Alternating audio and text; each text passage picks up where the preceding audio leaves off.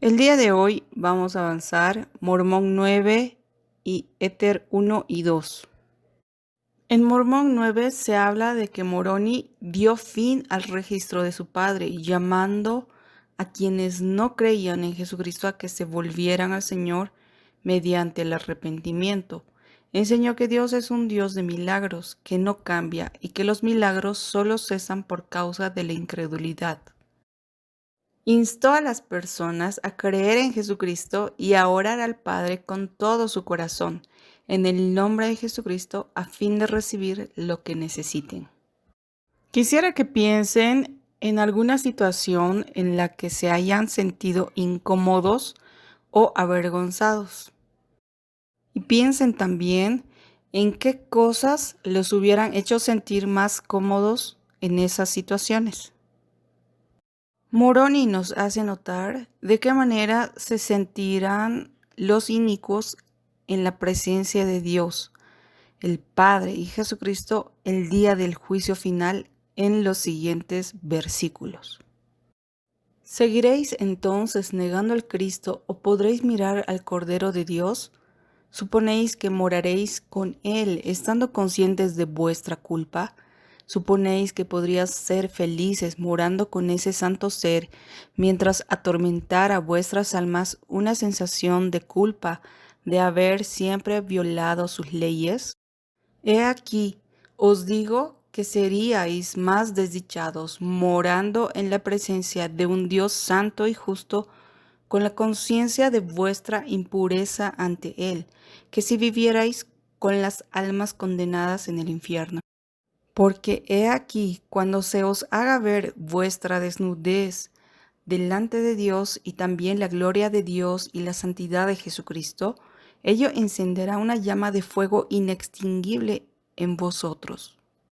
El elder Joseph Fielding Smith dijo al respecto: no puede haber salvación sin arrepentimiento. El hombre no puede entrar en el reino de Dios llevando consigo sus pecados.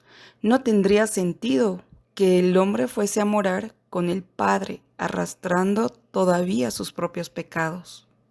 Creo que hay mucha gente sobre la tierra, muchas probablemente en la iglesia, por lo menos algunos en la iglesia, que creen que pueden pasar por esta vida haciendo lo que les dé la gana, violando los mandamientos del Señor, y que a pesar de eso podrán finalmente ir a su presencia. Tales personas creen que podrán arrepentirse, posiblemente en el mundo de los espíritus.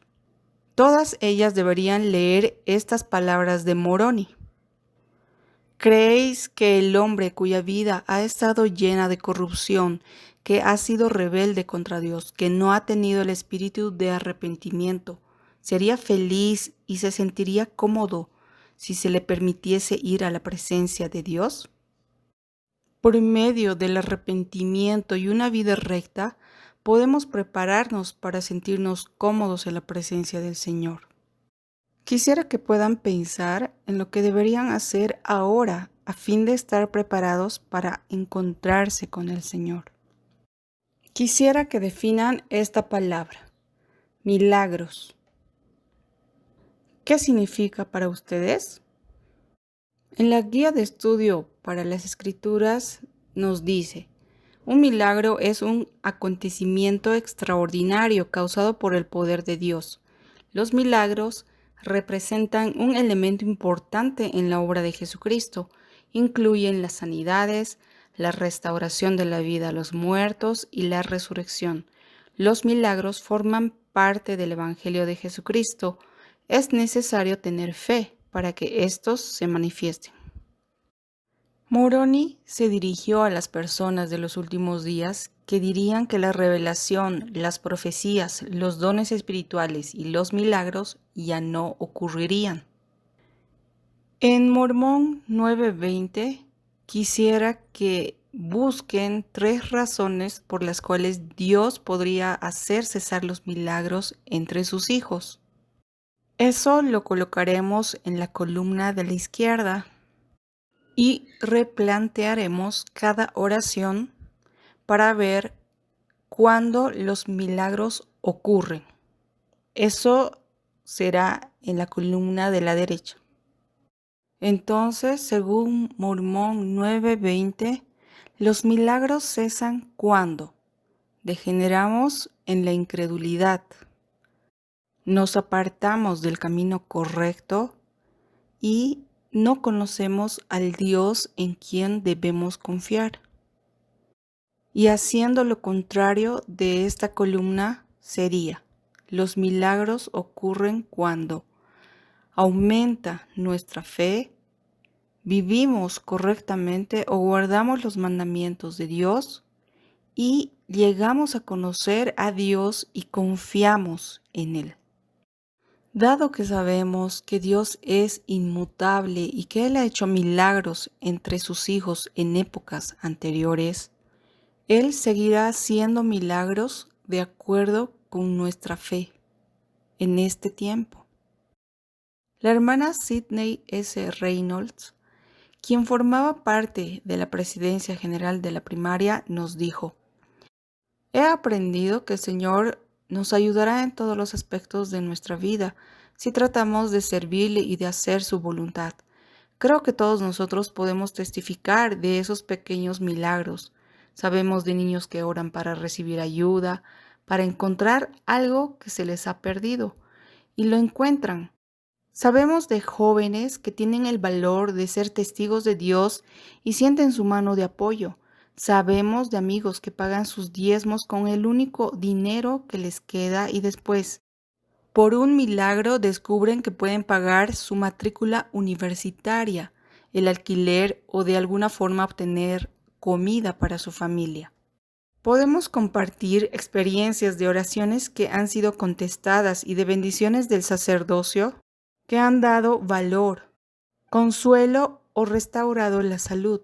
Esos milagros diarios nos ayudan a reconocer la mano del Señor en nuestra vida. Ya en el libro de Éter, Moroni compendió este libro de las 24 planchas de oro que encontró el grupo de personas que envió Limi. Las planchas contenían la historia del pueblo jaredita. El relato de los jareditas comienza cuando Jared y su hermano buscan la compasión y la guía del Señor para sus familias y amigos después de que el Señor confundió el lenguaje del pueblo en la Torre de Babel. Debido a que el hermano de Jared oró fielmente al Señor, él preservó el lenguaje de Jared, su hermano y sus familiares y amigos. El Señor declaró que los conduciría a una tierra prometida, donde llegarían a ser una nación grande. Quisiera mostrarles esta reseña de los viajes de Mosía, haciéndoles recuerdo uno de los intentos que hicieron este pueblo para hallar Zarahemla. Durante ese viaje encontraron las 24 planchas de los jareditas. Una vez que Moroni hubo terminado el registro de su padre, escribió un compendio o versión resumida del registro que se hallaba en las 24 planchas de oro. Este registro incluía la historia de los jareditas, quienes vivieron en el continente americano antes que los nefitas y lamanitas. Aquí podemos ver una imagen de la Torre de Babel. El Señor confundió el lenguaje de las personas que intentaron construirla y los esparció por causa de su iniquidad. Moroni dio comienzo a su relato de la historia de los jareditas haciendo un registro del linaje del profeta Éter, quien escribió la historia en las 24 planchas de oro. Moroni grabó el linaje de Éter hasta llegar a un hombre llamado Jared, que vivió durante la época de la Torre de Babel. Y dicho Jared vino de la gran torre con su hermano y sus familias, y con algunos otros y sus familias, en la época en que el Señor confundió el lenguaje del pueblo y juró en su ira que serían dispersados por toda la superficie de la tierra.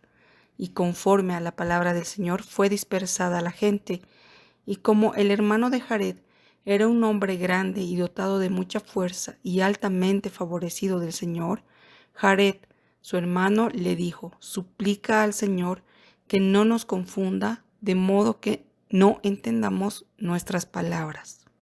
En el versículo 34 podemos ver cómo era el hermano de Jared. Podemos resaltar que era un hombre que confiaba en el Señor. Por eso Jared le pidió que suplique al Señor. Primero, para que no les confunda su lenguaje. Y también le hicieron otros pedidos. Entonces Jared dijo a su hermano: suplica de nuevo al Señor, pues tal vez aparte su ira de aquellos que son nuestros amigos, para que no confunda su lenguaje. Y aconteció que Jared habló otra vez a su hermano diciendo: ve y pregunta al Señor si nos va a echar de esta tierra, y si nos va a echar de la tierra, suplícale que nos indique a dónde hemos de ir, y quién sabe si el Señor no nos llevará a una región que sea la más favorecida de toda la tierra. Y si así fuere, seámosle fieles al Señor, a fin de que la recibamos por herencia nuestra. El Señor concedió cada uno de sus pedidos por una razón, y allí os bendeciré a ti y a tus descendientes, y de tu posteridad y de la posteridad de tu hermano, y de los que irán contigo levantaré para mí una nación grande, y no habrá sobre toda la superficie de la tierra nación mayor que la que yo levantaré para mí de tu posteridad, y así obraré contigo, porque me has suplicado todo este largo tiempo. Si suplicamos constantemente a Dios con fe, Él tendrá compasión de nosotros, así como lo hizo con Jared y su hermano. Tras partir de la Torre de Babel, el Señor condujo por el desierto a Jared y a su hermano, junto con sus familias y amigos. El Señor le mandó al hermano de Jared que construyera 8 barcos para transportar a su pueblo por el mar hasta la tierra de promisión. Dado que el hermano de Jared y su pueblo fueron obedientes al Señor y tuvieron fe, el Señor les dio la guía y la dirección que necesitaban para estar construyendo los barcos. Se dio cuenta de que no había luz y no podrían tampoco respirar. Así que preguntó al Señor y éste le dio una solución. Le dijo que haga aberturas en los barcos. Sin embargo, todavía no tenían luz. Y clamó de nuevo al Señor diciendo: he aquí, oh Señor, he observado según me lo has mandado y he preparado los barcos para mi pueblo. Y he aquí, no hay luz en ellos. ¿Vas a permitir, oh Señor, que crucemos estas grandes aguas en la oscuridad? Y el Señor dijo al hermano de Jared: ¿qué quieres que yo haga para que tengáis luz en vuestros barcos? Porque he aquí, no podéis tener ventanas, pues serían hechas pedazos, ni llevaréis fuego con vosotros, porque no os dirigiréis por la luz del fuego. Muchas veces el Señor nos dice cómo solucionar un problema y espera que sigamos sus instrucciones. Otras veces el Señor se hace cargo de proveer la solución. O a veces, como en este caso, el Señor pide que nosotros encontremos una solución y pidamos su aprobación y ayuda para llevarla a cabo. Al acudir al Señor y hacer nuestra parte para solucionar nuestros problemas, recibimos la ayuda del Señor.